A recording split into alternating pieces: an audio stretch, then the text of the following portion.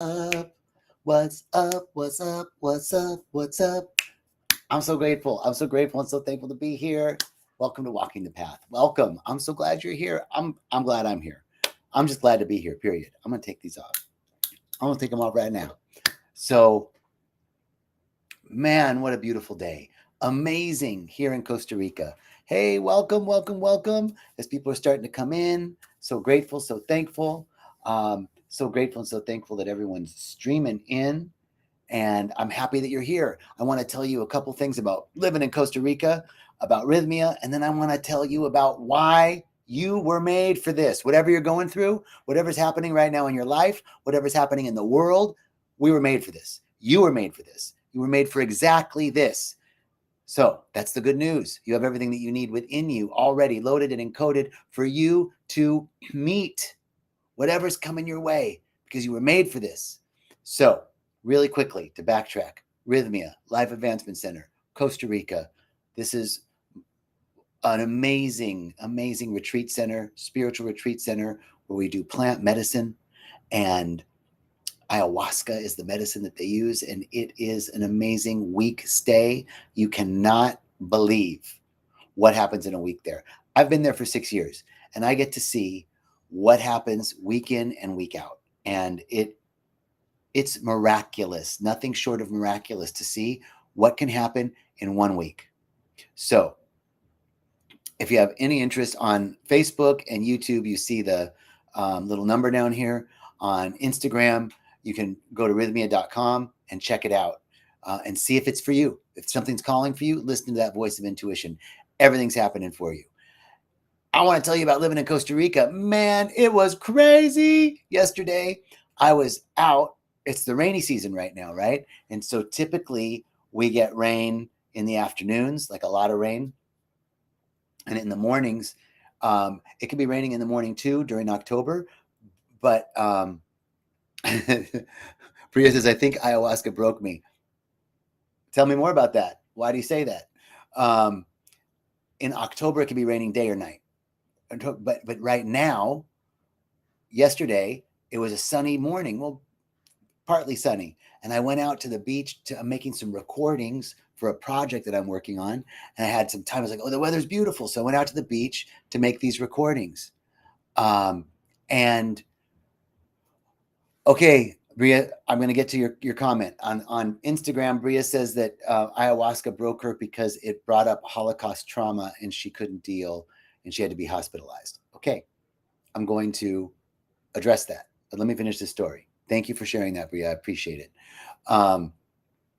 So yesterday I'm out at the beach with my friend who's recording. We're doing some morning satnas, and I'm seeing it sunny at the beach, and I see over in the east the clouds are coming in, and we're trying to get everything recorded. And we finished the 3 things we wanted to record, and we're packing up, and it starts to rain. Perfect. We get in the truck, and what I love about Costa Rica is you can drive right up to the beach still, right? You drive right up to the beach. So we run up, we take this really bad dirt road, bumpy, to get up out of the beach. Thank goodness I have a 4-wheel drive.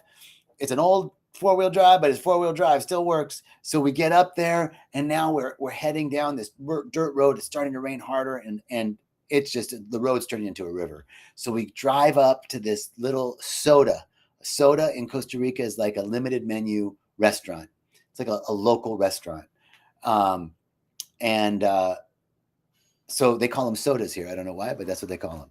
So we go to the soda and we have lunch, and it's just pouring the whole time we eat. Okay, cool. And we're getting ready, like, all right, let's go. We run to the car after lunch, and I'm getting ready to drive from Playa Negra back to where I live in Playa Avellanas. And we get to, okay, what is this thing that's coming? This automatic gesture. We're driving from Playa Negra and I can't get out of Playa Negra. The river has flooded. It's over flooded, broken its banks. So much water has come down in less than an hour that this area is absolutely flooded. I wish I could post a picture of it. I think, oh, maybe it's not that deep. And I start to go in, and pretty soon the water's like above my tires. And I'm like, oh, no. And I back out, and I sit there and I just watch the water rise.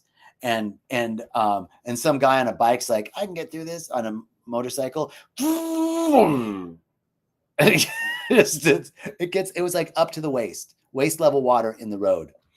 So there's a whole line of cars sitting there waiting, and it's Costa Rica. So what do? You just go, well, pura vida. I'm going to have to wait till the water goes down. There's no other. There was one way. You could go an hour around. But by the time you went an hour around the back way, and that might also be flooded in certain areas, the water would be down here. So you just wait. You start talking to people on the street. Hey, what's your name? And we waited. The water went down enough. All of a sudden, big trucks started going through. I'll wait another 15 minutes.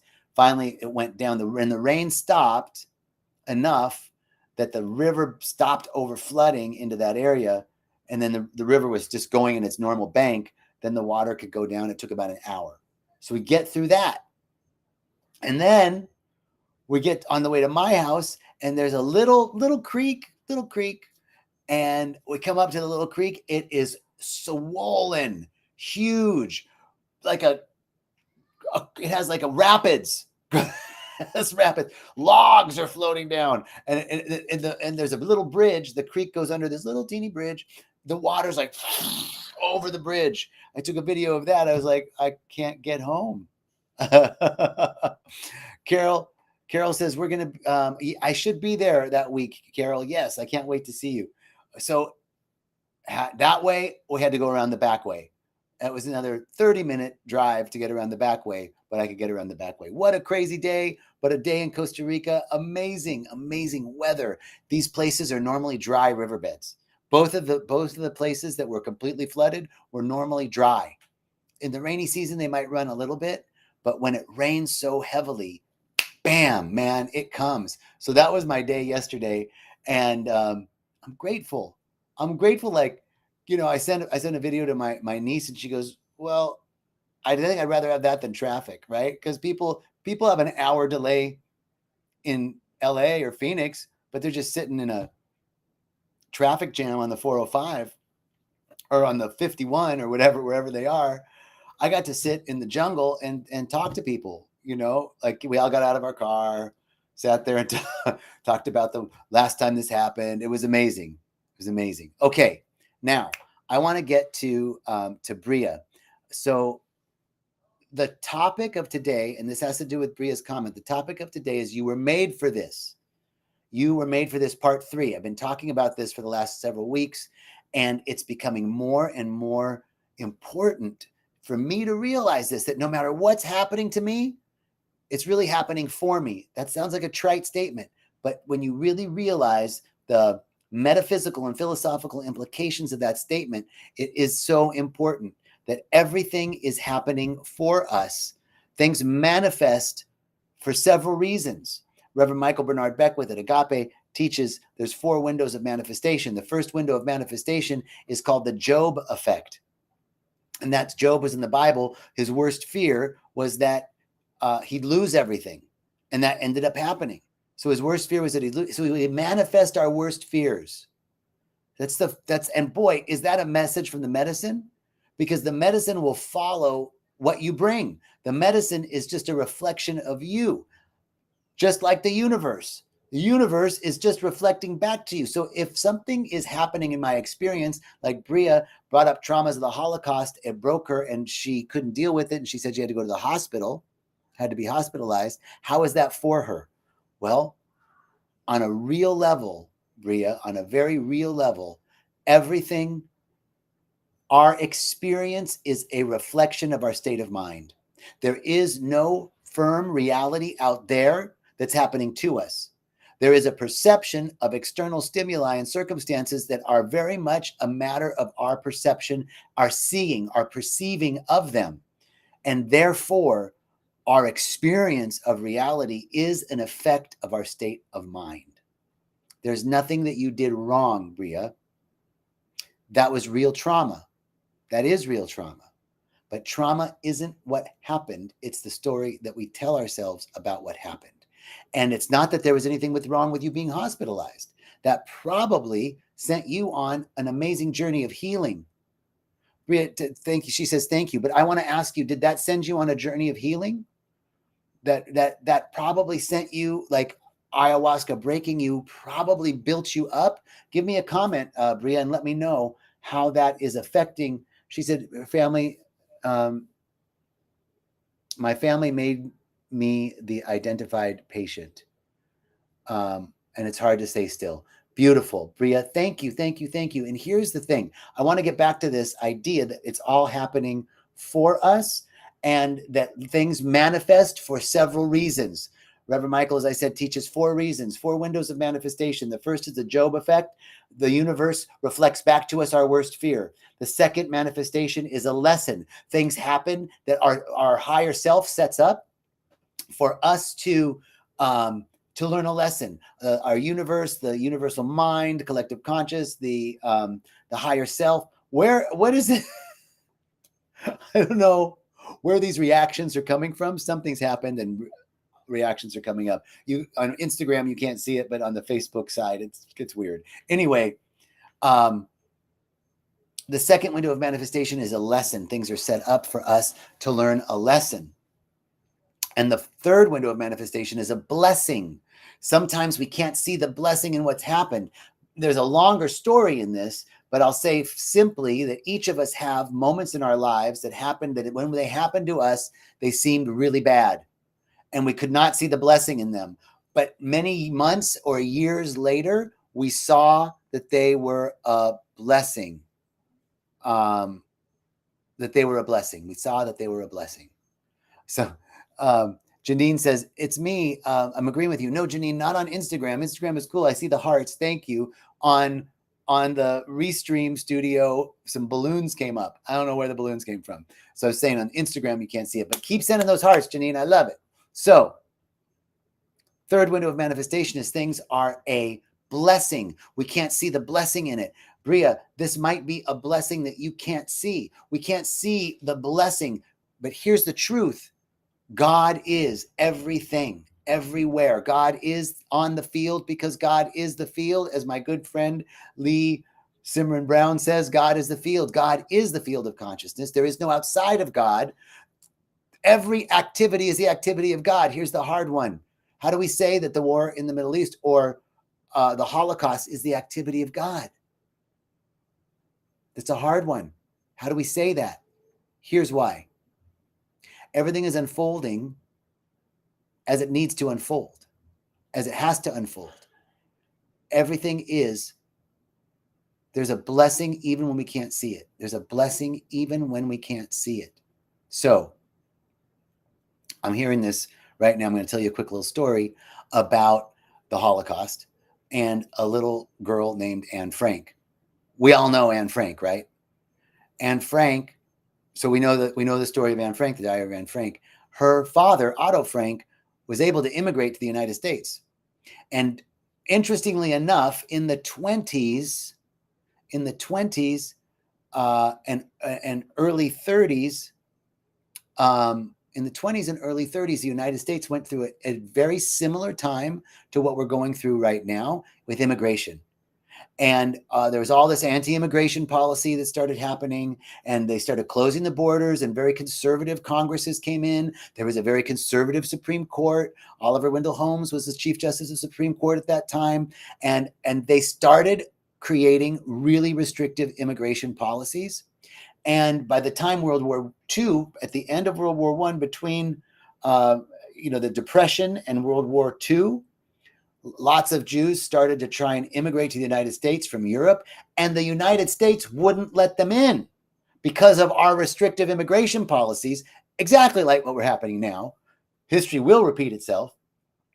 And one of those people that they wouldn't let in, one of the people that the United States wouldn't let in was little Anne Frank. And her father, Otto Frank, was here begging, writing his congressman, writing to the leaders to let his daughter in.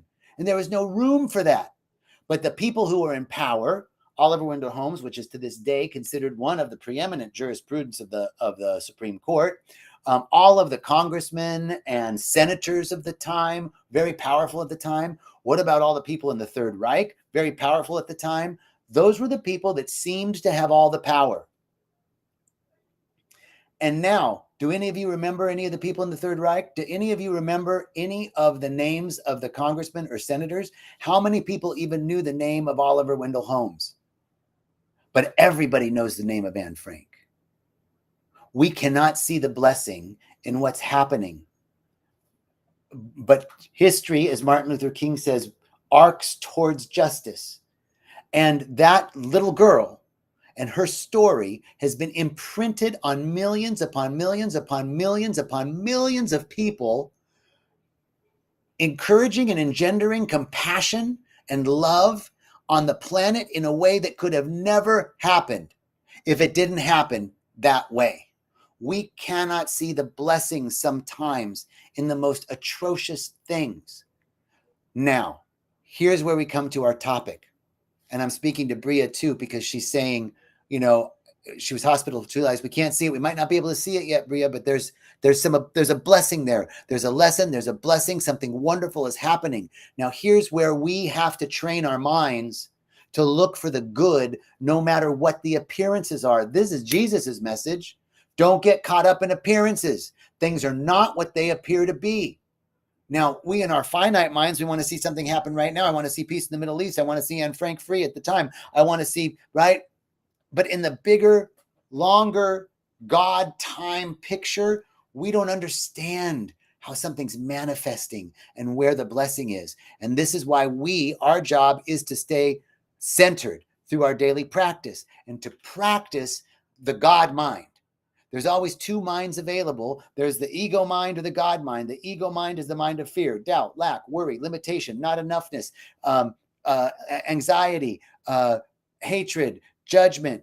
All of that's the ego mind. And then there's the God mind, peace. Then there's the God mind, abundance. Then there's the God mind, all is well, no matter what the appearance is. There's the God. We can choose either time. It's not easy. It's not easy. This is why we practice. This is why we have to do our daily practice. This is why when the rubber meets the road, it's a lesson. Something's happening for me. I get to learn this lesson of choosing the peace mind. I can replace my anxiety with peace. I can replace my fear with peace. I can replace my hatred with peace. I can replace my hatred with forgiveness. I can replace my judgment with forgiveness. I can choose. It's our choice. Now, in Aramaic, so you were made for this. You were made for this. You were made for these choices. You were made to bring the lightness into the dark. You were made to choose the God mind in the midst of chaos. You were made to bring peace in the midst of turbulence. You were made for this. This is why we are here. We are light workers and light warriors. This is why we're here. You were made for this. This is what Jesus said on the cross. Eli, Eli, lambda sabachthani. And it was misinterpreted. That was the Aramaic. It was misinterpreted in Elizabethan English. They misinterpreted it from the Greek, from the Hebrew to the Aramaic, to Hebrew to Greek, to Latin, to English. And it got confused because the Aramaic says, this is why I was left. That's what Jesus said on the cross. This is why I was left here, to overcome attachment to the body, to overcome the sting of death, to overcome hatred. Even when they nail me to a cross, I was made for this. This is why I was left here. That's his inspirational statement. That's his declaration of victory. Do what you want to this body. That's not the real thing. Y'all got it wrong. And then what did the Catholic Church do? Put the emphasis on the body. They put crosses everywhere with the guy's body on it, and then they reproduce a ritual of eating his body as if the body were the thing. And Jesus is going, I'm not this body. Nail it to a cross. Go on. You can't touch what I really am. I was made for this, to prove that I can see the light in the middle of the darkness. It appears dark, but this is my victory, baby. We were made for this. You were made for this. This is what we have to do. Middle East right now, can't see it, can't see the way out of it. We were made to bring peace. In our hearts first, we were made to bring forgiveness. In our hearts first, we have to forgive ourselves. We have to forgive those closest to us so that we amplify the feeling tone of forgiveness in ourselves, and we can imprint that forgiveness worldwide consciousness. Consciousness is contagious. Peace in the Ukraine. We have to see it first in ourselves. We have to see it first in Democrats and Republicans, in Magda and Magna, pre-Magda, whatever. We have to see it in them too. I have to see it. They have to see it in us. Fundamentalists and metaphysics. I don't care. We have to learn. This is why we are here. We were made for this, to see the good, even when it's hard to see the good, to find the peace in the midst of chaos, to see the light. Now, why? How do I know? How can we do this? How can we say there's light in darkness? I've talked about this before, but it's worth repeating. Quantum physics tells us you can never get to absolute zero. The importance of this lesson is that I know that there's a duality of hot and cold. I know that there's something I can touch as hot and there's something I can touch as cold. But quantum physics says no matter how cold it gets, there's still a quantum movement, a filament of movement on the quantum level. And that means there's movement. And if there's movement, there's heat. And we can never get to zero movement. That means no matter how cold it gets, there's still some movement. That means there's heat. That means hot and cold are not an expression of two things. They're an expression of one thing, more or less heat. But there's always heat. So then apply that to light and dark, good and evil. Evil isn't a thing in and of itself. It's just the absence of good, but there's still some good there because it's all God. If we can see the good, we can amplify it in the midst of the evil. If we can see the light, we can amplify it in the midst of the dark. This is what we were made for. This is why you were here. You were made for this, to see the good no matter what, to see the peace no matter what. It's not easy. As Reverend Michael has been saying, it's not easy. But it's possible. It's possible. We can do it. It takes practice. We don't beat ourselves up when we don't achieve Nelson Mandela, Mother Teresa, Gandhi, peace, Martin Luther King Jr., clarity. When we don't achieve that right off, when we get caught talking to a friend or a relative and get caught, overreact, we don't beat ourselves up. We can't. We come back over and over and over and over and over and over and over again. Choose the peace, choose the love, choose forgiveness, choose. I didn't do it. Okay, I'm gonna do it this time. I'm gonna try again until it becomes second nature. We were made for this. I'm really feeling good about this talk. I think this is a great place to end. I'm so grateful for all of you. I'm so grateful. I'm so grateful. I'm so grateful. I'm so thankful. Sending you guys much love. Thank you for tuning in. I really appreciate it. And richest blessings. You were made for this. You were made to find the light in the darkness. You were made to find the peace in the chaos. You got this. We got this. Practice. Do your practice every day so that we can forgive ourselves and then begin to forgive others. Thank you. God bless you. Peace to all. Love to all. Blessings to all. That we see an ever-increasing good in this world, that we all find an ever-widening field of consciousness, field of awareness, and that we all find an ever-deeper connection to our source of all of life, that really fundamentally all is one, and that we do to the least of us, we do to ourselves. So it is. Amen. Thank you. Blessings.